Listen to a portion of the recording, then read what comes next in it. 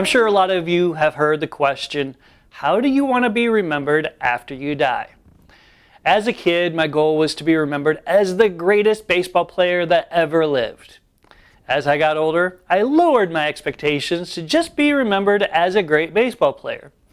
And now that I'm much older, I'm realizing that even my kids don't care of how good a baseball player I used to be.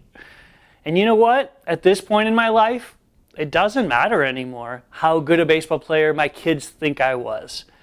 My goal now is for them to think of me as the best dad that ever lived.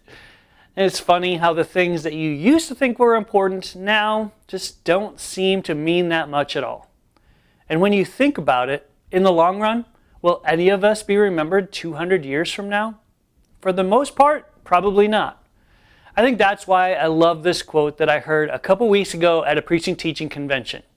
It goes, "Preach Jesus, die and be forgotten, because that is who it's all for." Now, I know I just told you that I want my kids to remember me as the greatest dad that ever lived. But even more than I want them to remember me, I want them to remember Jesus. Because unlike me, Jesus can give them more happiness and joy than I could ever provide for them.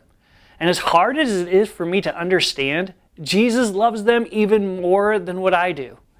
That is why it's so important that we talk about Jesus in our lives every single day.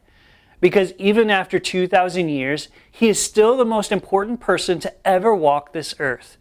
And as long as he is remembered, it doesn't matter how or even if I am remembered.